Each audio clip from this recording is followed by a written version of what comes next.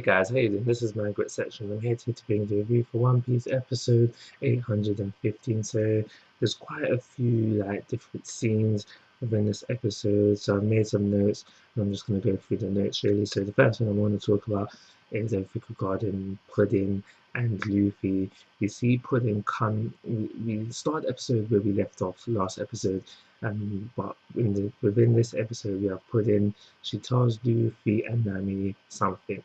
We as the audience don't know what it is. All we know is that it leaves Luffy angry and more adamant to get out of this prison that he's in, and Luffy and Nami and Pudding within this episode. So the next thing that I want to talk about is the Vinsmokes. We have a scene with the Vinsmokes family.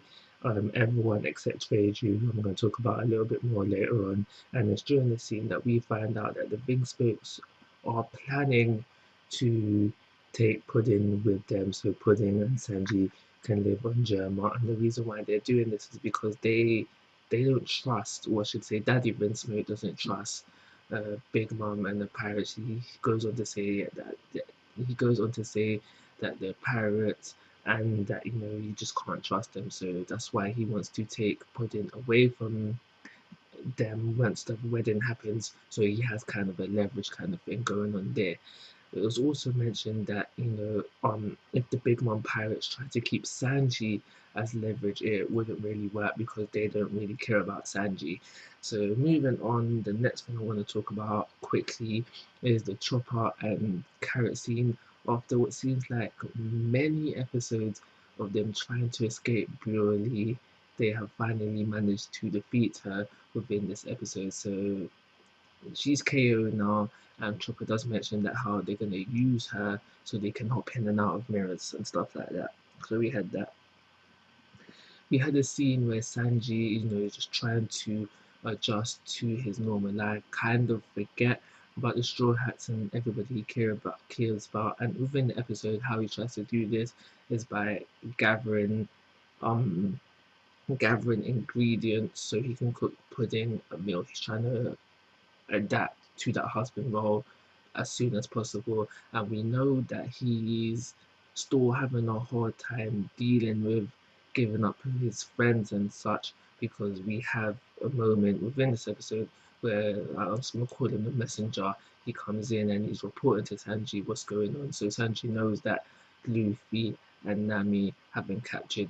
Sanji knows that Pedro and Brook, everything going on with them as well. And when he's been given this news, he couldn't take it. I can't remember what point where he couldn't take it anymore. And he's like, alright, stop.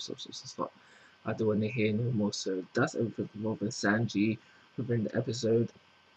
Next thing I want to talk about is the setup for Pedro versus Tamago, Dr. Eggman as I call him as well.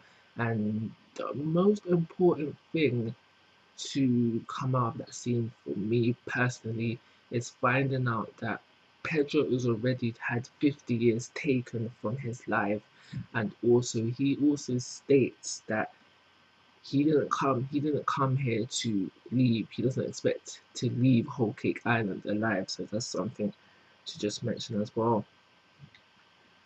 Who shot Reiju? I can think I can simply leave at that. And also, why was Reiju sneaking around? So, any questions that I throw out here, they've probably already been answered in the manga. So, if you're an anime only person, throw your ideas at me. I'd like to know what you think, and I can possibly tell if you're right or wrong if you want to know that information. So, the last thing, and probably the best thing for me out of this episode, was everything involving Brook. Said last episode that having Book have some action within the episode was a breath of fresh air for me. Same thing again for this episode, seeing them fight, seeing them attack, seeing it animated, because like I've said, I've read this in the manga already. Like this scene, it was better seeing it animated than rather than just reading it. I think they might have added a few things here and there, but I might be wrong about that. So it takes out the guards, he takes out the chess pieces. He's trying to get the rubbing out, and in hops Big Mom. So my final question for you anime only watchers is, now that Big Mom is present with Brook, what do you think is going to happen there? So I'm going to give this episode, it was better than an average episode. So I'll give it a 4-star rating and call it a review. Like always, guys, I'm asking for your thoughts and opinions. If you haven't already, please subscribe to my YouTube channel. But most importantly, take care. Have a